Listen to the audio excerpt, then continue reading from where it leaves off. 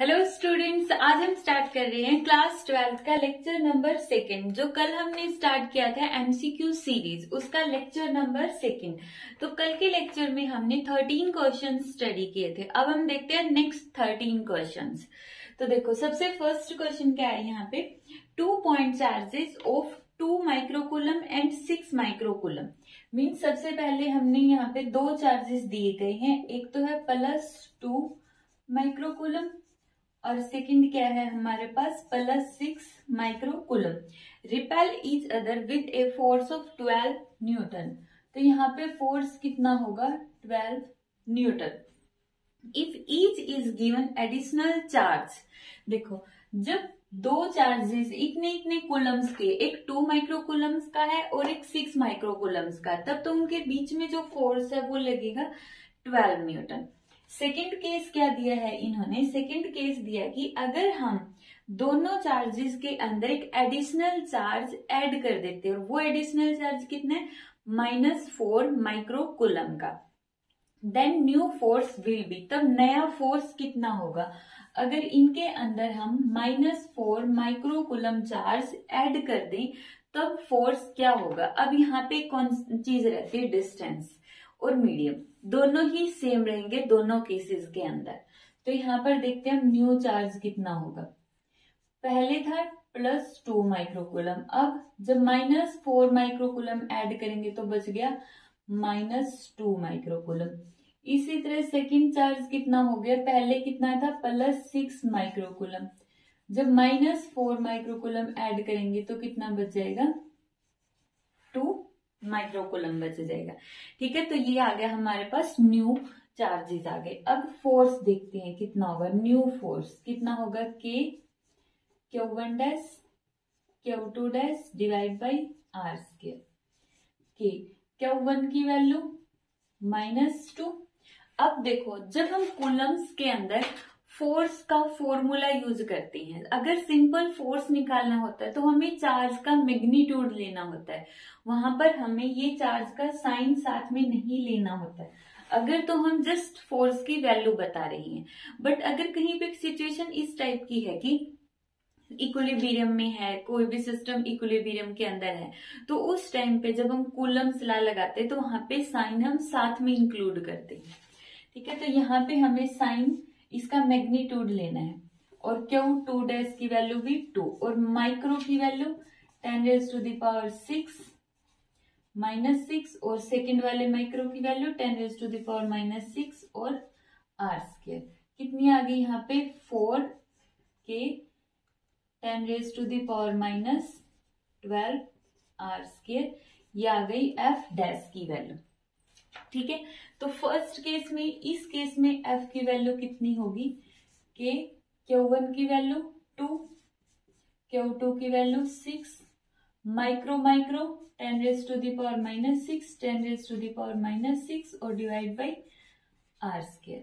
तो यहाँ पे कितनी होगी, 6 दूनी 12 के इंटू 10⁻⁻12 R²। ये आ गया हमारे पास फोर्स।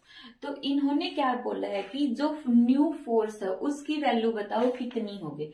अब यहाँ पर हम क्या करेंगे, R² और R² दोनों के अंदर कॉमन है, दोनों के अंदर सेम रहेगा, तो हम R² की वैल्यू निकाल के और कंपेयर कर देते हैं। यहाँ पे R² की वैल्यू कितनी आ गई, R² की वैल्यू आ गई 12 के इंटू 10⁻⁻12 डिवाइड बाई F, और F की वैल्यू कितनी है 12 न्यूटन। और इस केस में R² की वैल्यू आ गई यहां से, R² is equal to 4K into 10⁻⁻12 और डिवाइड बाई F डैश। ठीक है, तो अब इन दोनों इक्वेशंस को हम क्या करेंगे, जस्ट कंपेयर करेंगे। कंपेयर करने के बाद आया 12K 10⁻⁻12 और divide by 12 is equal to 4K into 10⁻⁻12 F dash. K से K कैंसल, इससे ये वाला फैक्टर कैंसल, 12 से ये वाली चीज कैंसल। तो यहाँ पे F डैश की वैल्यू कितनी आ गई, F dash is equal to 4 newton. F dash की वैल्यू कितनी आ गई? 4 न्यूटन। 4 न्यूटन। अब यहाँ पे देखो इंपॉर्टेंट पॉइंट क्या है, हमारे न्यूमेरिकल के आंसर के अंदर चेक करो। इसमें इन्होंने 4 न्यूटन के दो ऑप्शन दिए, जिसमें एक में प्लस दिया है, एक में माइनस दिया है। अब अगर सिचुएशन ऐसी आ जाती कि ऑप्शन में नंबर सेम है, सिर्फ प्लस माइनस का डिफरेंस है, तो उस टाइम पे जो ये साइन है इंक्लूड कर लो साथ में। तो ये वाले टर्म नेगेटिव, ये टर्म नेगेटिव, ये टर्म नेगेटिव, और हमारा आंसर आ गया -4 न्यूटन। लेकिन ये सिर्फ तभी करना है जब हमारा आंसर के अंदर क्या दिया हो, साइन इंक्लूड करके दिया। तो ये था हमारा question number 14। Next question, next question पढ़ो तब तक। 3 charges each of 1 microcoulomb are placed at the corner of an equilateral triangle। हमारे पास एक क्वेश्चन नंबर है 15। इक्विलेटरल ट्रायंगल दी गई है, हर एक कॉर्नर पर चार्ज रखा है +1 microcoulomb. If the force between any two charges is F, means यहाँ पे चाहे हम कोई भी दो चार्जेस लें तो उन दोनों के बीच में फोर्स कितना रहेगा? F रहेगा। Then the net force on each charge is, प्रत्येक फोर्स पर टोटल फोर्स कितना लगेगा? ठीक है, देख हम ये वाला चार्ज उठा लेते हैं, हमें तीनों चार्जेस के ऊपर नेट फोर्स निकालना है, तो हम एक पे निकालेंगे क्योंकि तीनों चार्जेस सेम हैं। तो जितना एक पर टोटल चार्ज आएगा उतना बाकी के दोनों पर भी टोटल चार्ज आ जाएगा। अब इस पर देखो, इस पर कौन कौन लगा रहा है? ये पॉजिटिव, ये भी पॉजिटिव, तो ये वाला पॉजिटिव इसको रिपेल करके इस तरफ भेजेगा। मान लो फोर्स F1, ये पॉजिटिव, ये भी पॉजिटिव, ये इसको रिपेल करके इस तरफ भेजेगा, तो फोर्स कितना हो गया? ये मान लो F2। ठीक है, तो F2 हो गया। अब स्टेटमेंट में इन्होंने बिल्कुल क्लियर वर्ड्स में बोला है कि दो चार्जेस के बीच का फोर्स हमेशा कितना रहेगा? F रहेगा। तो ये भी कितना होगा? F, और ये भी कितना होगा? F होगा। ठीक है, और स्टेटमेंट में हमें क्या दिया गया कि ये एक इक्विलेटरल ट्रायंगल है। इक्विलेटरल की तीनों साइड सेम होगी और एंगल कितने होंगे? तीनों 60 डिग्री के। ये एंगल 60 का है तो ये भी कितना होगा?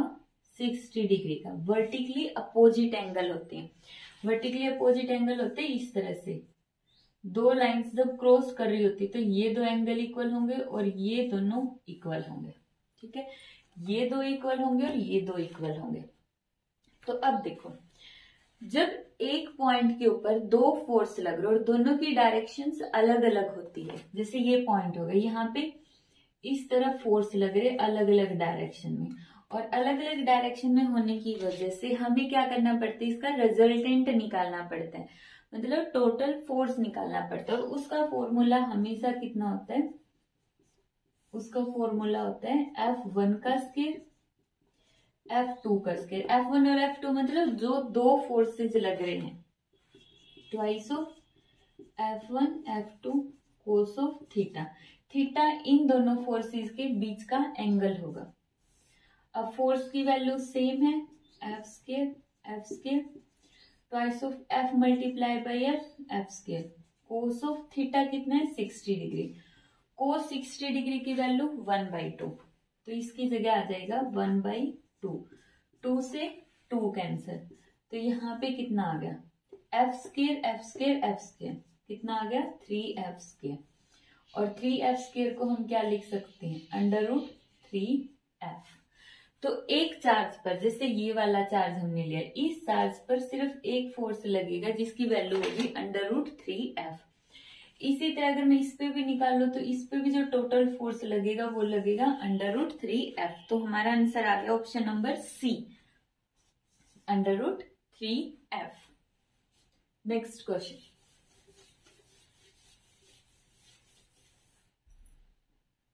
नेक्स्ट क्वेश्चन है question number 16। 2 point charges placed at a certain distance r in air exert a force F। दो चार्जेस हैं, इनके बीच की डिस्टेंस r है और यहाँ पर एक फोर्स लग रहा है F. Then the distance r dash at which these charges will exert the same force in a medium of dielectric constant K is. अब देखो यहाँ पे तो थी एयर दो चार्जेस के बीच में, यहाँ पर हमने एक मीडियम डाल दिया, मीडियम के अंदर हमने ये चार्जेस का सिस्टम डाल दिया। तो यहाँ पर उस मीडियम का डाइलेक्ट्रिक कांस्टेंट कितना होगा, K होगा, और इनके बीच की डिस्टेंस कितनी है, R डैश। कंडीशन क्या बोली इन्होंने कहा है कि जो फोर्स यहां पर लग रहा है और जो फोर्स यहां पर लगेगा F डैश वो सेम होनी चाहिए, फोर्स शुड बी सेम। ठीक है, मीडियम चेंज कर रही है, चार्ज भी सेम है, मीडियम चेंज हो गया, सॉरी चार्ज की वैल्यू सेम है, मीडियम को हमने चेंज कर दिया है। अगर मीडियम चेंज हो गया, फोर्स हमें सेम रखना है, चार्ज भी सेम है, फोर्स भी सेम है, तो हमें डिस्टेंस को चेंज करना पड़ेगा। तो वही बताना है कि इक्वल फोर्स रखने के लिए हमें इनके बीच की जो डिस्टेंस होती है वो कितनी मेंटेन करनी पड़ेगी, R डैश। तो उसकी वैल्यू बताओ। तो इस केस के अंदर जो फोर्स होगा उसका फॉर्मूला क्या होगा, K की बजाय हम लिखेंगे 4 पाई, एयर है तो एप्सिलॉन नॉट और इसके बीच की डिस्टेंस R स्क्वायर।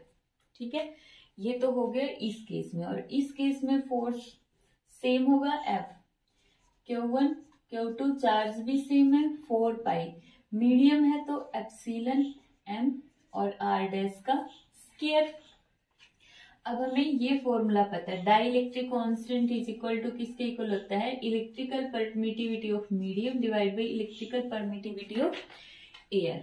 तो यहाँ पे epsilon M electrical permittivity of medium किसके इक्वल आ जाएगा, K एप्सिलॉन 0। तो EM की जगह हम यहाँ पे लिख सकते हैं K एप्सिलॉन 0। तो Q1 Q2 K को बाहर ले लो, अंदर बच गया 4 pi epsilon not R dash का स्क्वायर। तो ये इक्वेशन फर्स्ट और ये इक्वेशन सेकंड आ गई मीडियम के अंदर। अब इन्होंने स्टेटमेंट में दिया कि force should be same, force एक जैसा रहेगा। तो कंपेयर करेंगे, कंपेयरिंग 1 and 2, कंपेयरिंग 1 and 2 कितना आएगा, Q1 Q2 by 4 pi epsilon not R square is equal to Q1 Q2 K 4 pi epsilon not R dash का स्क्वायर। Q1 Q2 से cancel, 4 pi epsilon not से cancel. हमें बताना है R dash की value, तो R डैश को इस साइड लेकर आओ और R स्क्वायर को उस साइड ले जाओ, डिनोमिनेटर में है K। तो ये आ गया हमारा हाफ आंसर। थोड़ा सा रहता है, हमें आंसर मैच करना है, R डैश निकालना है। अगर हम इसका स्क्वायर हटाएंगे तो उस साइड जाके किस में चेंज हो जाएगा, अंडर रूट में। तो ये कितना हो जाएगा, R स्क्वायर बाई K। तो R डैश की वैल्यू कितनी आ गई, R by root K। R dash की वैल्यू कितनी आ गई, R बाई रूट K। तो हमारा आंसर क्या होगा, ऑप्शन नंबर A। ठीक है, इजी सा क्वेश्चन था, आ गया होगा समझ में। नेक्स्ट क्वेश्चन देखो तब तक।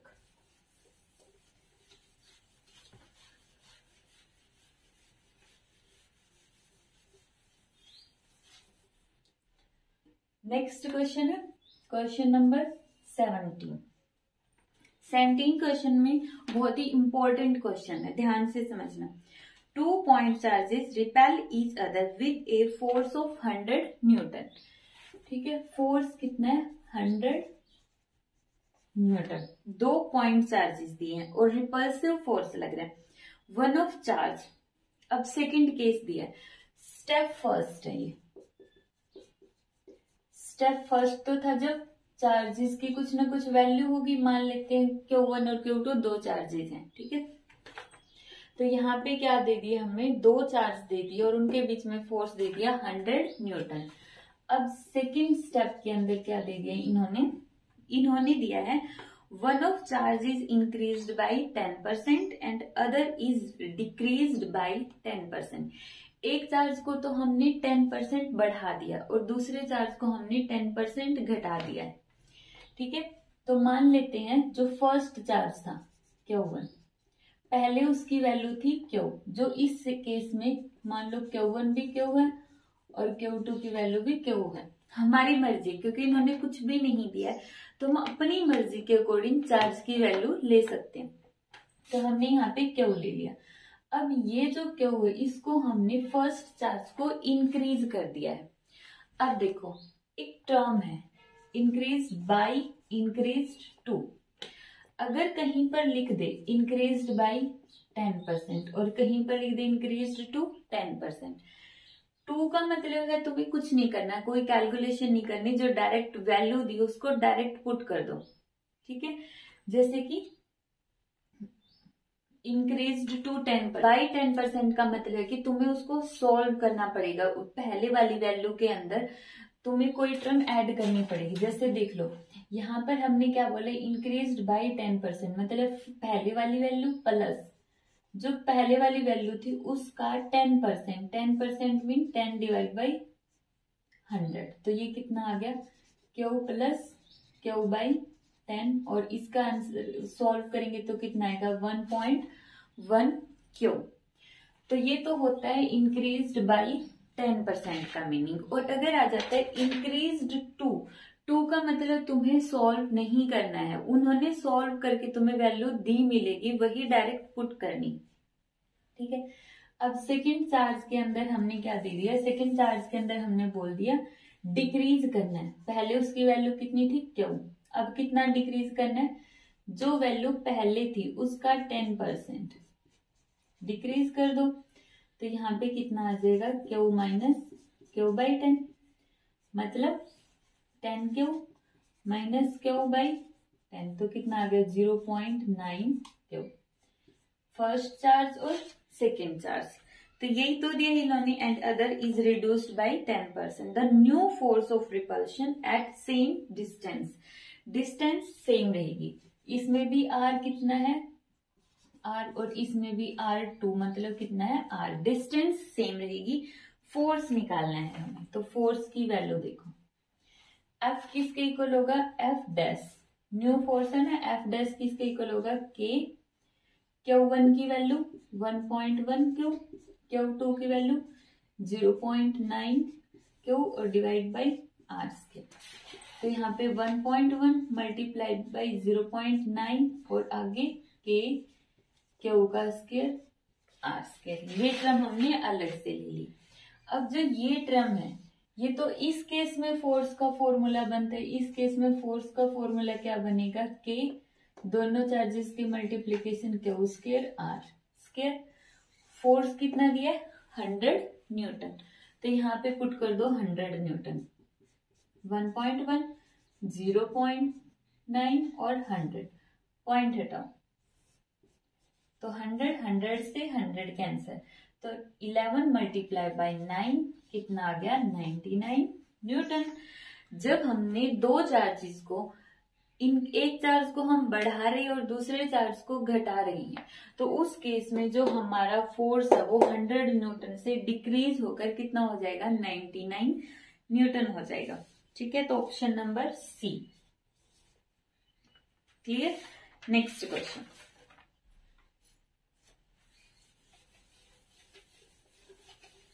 नेक्स्ट क्वेश्चन की स्टेटमेंट पढ़ो तब तक। नेक्स्ट क्वेश्चन क्या दे दी इन्होंने, question number 18, a charge Q is placed at the center of line joining 2 point charges, ये A है B है और ये इनका मिड पॉइंट C है, यहाँ पे माइनस Q है, ये Q है, यहाँ पे प्लस Q है, इनके बीच की डिस्टेंस x है, इनके बीच की डिस्टेंस x है और टोटल डिस्टेंस इनके बीच की 2x है। तो what will be the ratio of Q by Q, जब ये पूरा सिस्टम इक्विलिब्रियम में होगा तो Q बाई Q की वैल्यू कितनी होगी, तो यही सेम क्वेश्चन हमने अपने प्रीवियस लेक्चर के अंदर स्टडी किया था, जिसका आंसर कितना आता है, यहाँ पे क्यू किसके इक्वल आता है हमारे पास, क्यू की वैल्यू आई थी, हाँ, उस केस के अंदर यहाँ पे कैपिटल क्यू था और यहाँ पे स्मॉल क्यू था, तो हमारे पास स्मॉल क्यू कितना था, ये वाले टर्म जो हमने कल वाली वीडियो में देखा था। अब यहाँ पे इन्होंने स्मॉल क्यू दे दिया और यहाँ पे कैपिटल क्यू, तो यहाँ पे भी चेंज कर दो, तो हमारा आंसर आ जाएगा ये Q by Q is equal to -1/4। आया कैसे, अब ना कल वाली वीडियो के अंदर समझ लेना और ये क्वेश्चन खुद ट्राई करना। नेक्स्ट क्वेश्चन,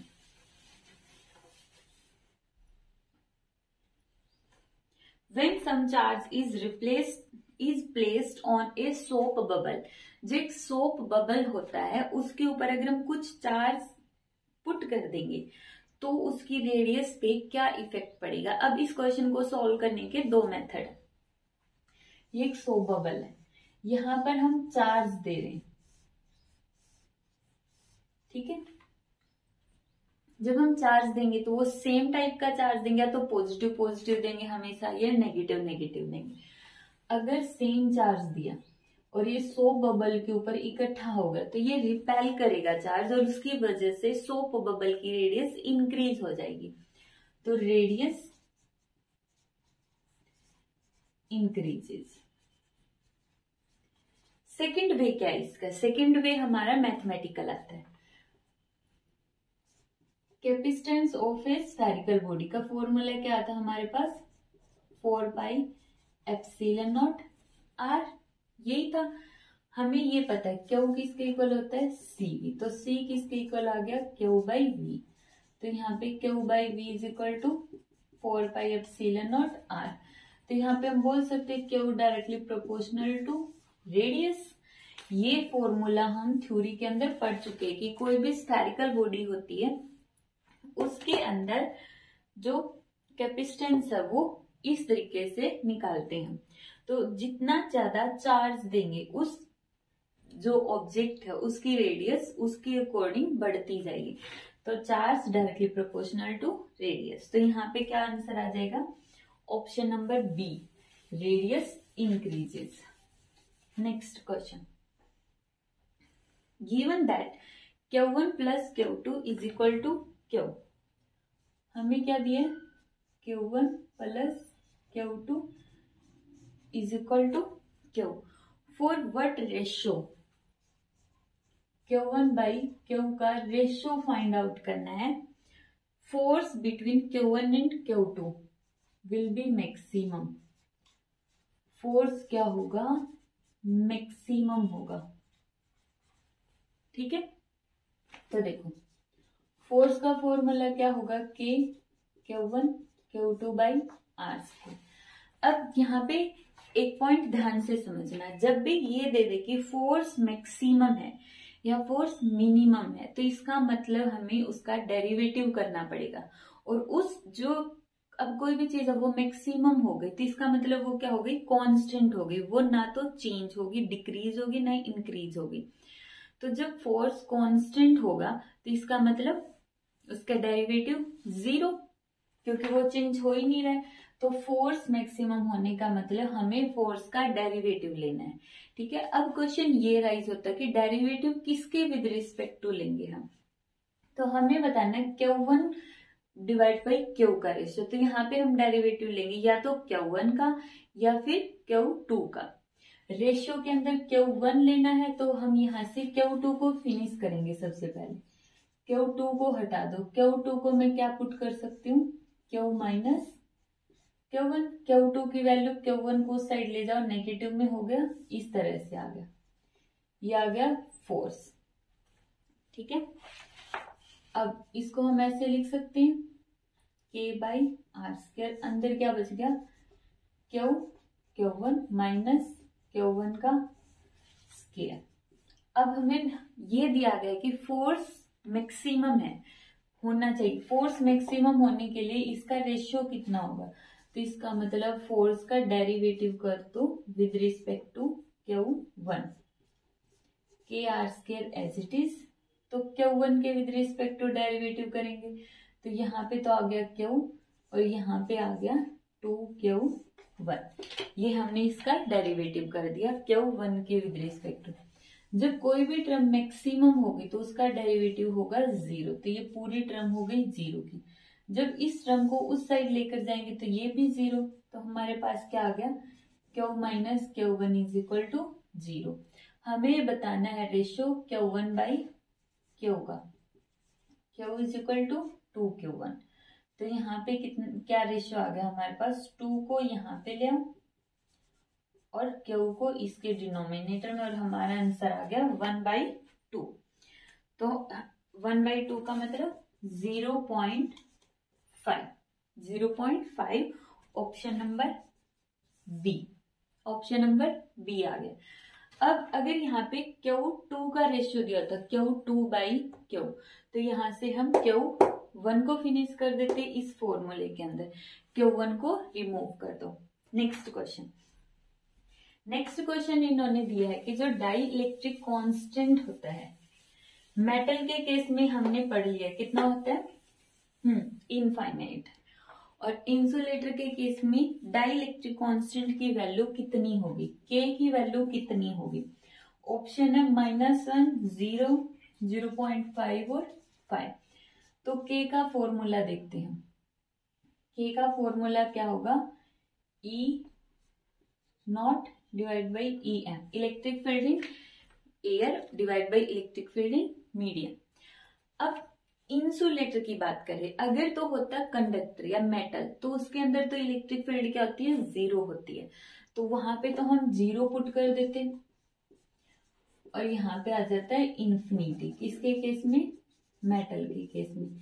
लेकिन हम बात कर रहे हैं इंसुलेटर की, तो इंसुलेटर के अंदर K की वैल्यू कितनी होगी, यहाँ पे जो मीडियम होता है उसके अंदर कुछ ना कुछ वैल्यू तो होती है, लेकिन वो जितनी एयर में होती है उसके कंपैरिजन में कम वैल्यू होती है जब हम इंसुलेटर के अंदर लेंगे।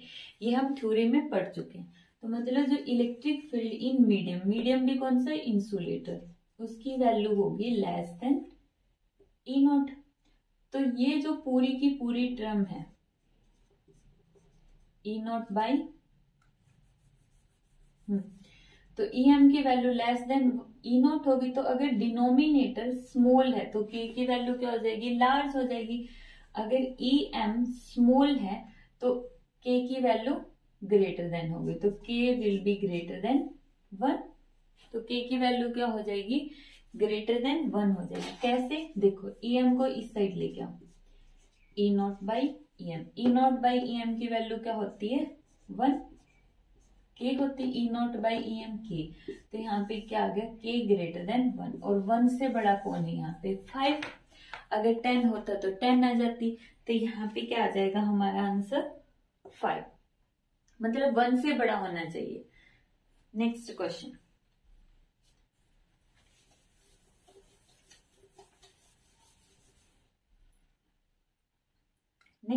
इन्होंने दिया question number 22। 2 balls carrying charge 3 microcoulomb and -3 microcoulomb।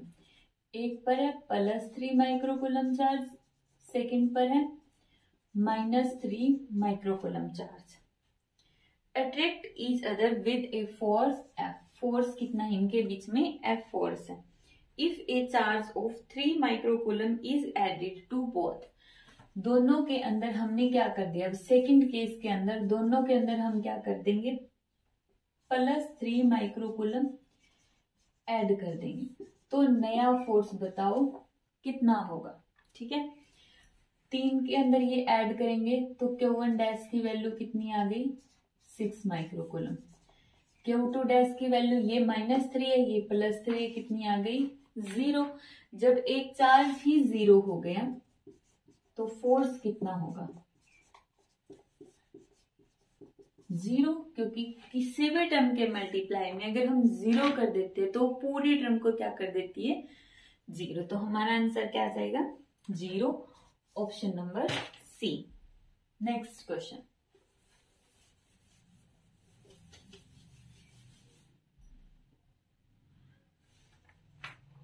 Next question है 23rd। 2 electrons are separated by a distance r metre. 2 electrons को हमने सेपरेट कर दिया है और उनके बीच की डिस्टेंस कितनी है, r metre. And have a force F, और यहाँ पे फोर्स कितना है, F है। 2 अल्फा पार्टिकल सेपरेटेड बाय, अब यहाँ पे हमने 2 अल्फा पार्टिकल ले लिए और उनके बीच की डिस्टेंस है 2r मीटर। तो यहाँ पे फोर्स हमें कैलकुलेट करना है कितना होगा। अब जो अल्फा पार्टिकल होता है वो क्या होता है, जो हीलियम होता है उसके न्यूक्लियस को ही हम क्या बोलते हैं, अल्फा पार्टिकल। जो हीलियम होगा, यहाँ पे 2 इलेक्ट्रॉन होंगे जो बाहर रिवॉल्व कर रहे होंगे, एक ये इलेक्ट्रॉन एक ये इलेक्ट्रॉन। इसके अंदर क्या होगा, 2 प्रोटॉन और 2 न्यूट्रॉन होंगे, और इस 2 प्रोटॉन और 2 न्यूट्रॉन को हम क्या बोलते हैं, अल्फा। अल्फा का मतलब जिसमें 2 प्रोटॉन है और 2 न्यूट्रॉन है, तो alpha means 2 proton plus 2 neutron.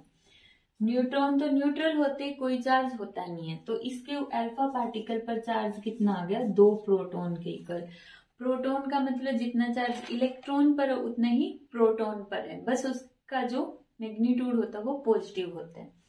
तो यहाँ पे चार्ज कितना ले लेंगे, डबल ऑफ इलेक्ट्रॉन। तो इसकी जगह मैं ये लिख सकती हूँ 2 इलेक्ट्रॉन 2 इलेक्ट्रॉन। तो फोर्स का फॉर्मूला क्या आ गया, के चार्ज 2e और इनके बीच की डिस्टेंस 2r का स्क्वायर, तो k e square, 2 multiply by 2 4, 2r का स्क्वायर 4r का स्क्वायर, 4 से 4 कैंसिल, कितना आ गया, k e square by r square. और यहाँ पे फोर्स का फॉर्मूला कितना बनेगा, k e और e का स्क्वायर और उनके बीच की डिस्टेंस r का स्क्वायर। तो जो न्यू फोर्स है वो क्या है, पुराना फोर्स था उसके इक्वल है, तो न्यू फोर्स की वैल्यू क्या आ जाएगी, F, और हमारा आंसर क्या आ गया, option number D. Next question,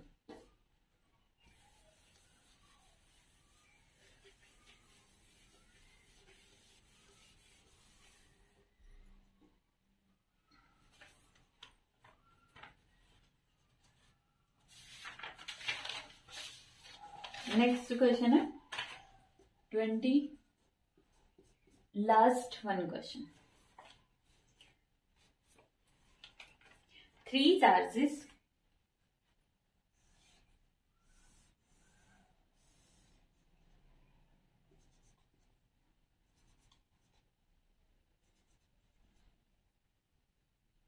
Q1 Q2 और Q3 हमने पुट कर दिए हैं। तो यहाँ पर हमने क्या बता दिया, तीनों के तीनों चार्जेस इक्वल हैं, ठीक है। स्केयर दिया हुआ है, स्केयर मतलब जिसकी सारी की सारी जो साइड्स हैं वो इक्वल होगी, ठीक है। तो हमें बताना है फोर्स F12 और F13 का रेशियो बताना है, ठीक है। तो फोर्स F12 कैलकुलेट करते हैं सबसे पहले हम। F12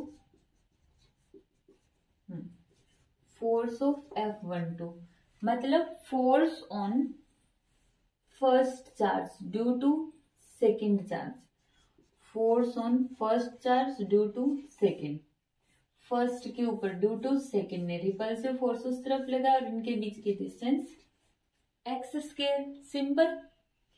next force on first due to third, इसमें लगा है, तो के फर्स्ट ड्यू टू थर्ड, इनके बीच की डिस्टेंस ये होगी और इनके बीच की डिस्टेंस कितनी होगी, √2x।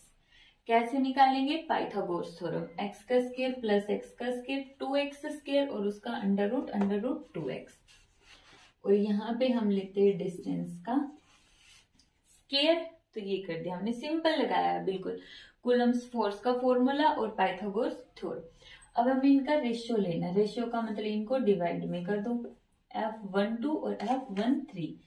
तो यहाँ पे कितना आ जाएगा, इससे पूरी टर्म कैंसिल, ये वाली टर्म पलट के ऊपर चलेगी और ये टर्म इसके डिनोमिनेटर में आ गई, तो आंसर आ गया हमारे पास 2। तो हमारा आंसर कितना आ जाएगा 2, ऑप्शन नंबर डी।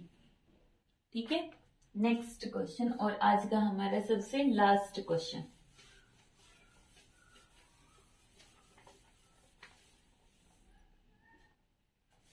आज का हमारा लास्ट क्वेश्चन है 25th question. The mass of A proton is 836 times the mass of electron. Force of repulsion between two proton at a certain distance is F. Protons के बीच में जो force लग रहा है वो कितना है, F लग रहा है। Then force between two electron separated by same distance. ठीक है, जब दो प्रोटॉन दिए हैं, प्रोटॉन और इनके बीच की डिस्टेंस R है, तो फोर्स लगता है F। अगर हम यहाँ पे दो इलेक्ट्रॉन ले लें और उनके बीच की भी डिस्टेंस R लेंगे, तब फोर्स कितना लगेगा। अब जो फोर्स है वो तो चार्ज पे डिपेंड करता है। Force is equal to Q1 Q2 divide by R²। Distance same है, K सेम है, और प्रोटॉन और इलेक्ट्रॉन के ऊपर चार्ज होता है, जो उसका मैग्नीट्यूड होता है वो भी सेम होता है। इसलिए जो हमारा फोर्स है वो भी क्या लगेगा, सेम फोर्स लगेगा। ठीक है, तो ये हो गया हमारा सबसे लास्ट क्वेश्चन, जिसका आंसर आएगा ऑप्शन नंबर ए। तो ये थे हमारा इलेक्ट्रोस्टैटिक्स का सेकेंड लेक्चर MCQ का। ठीक है।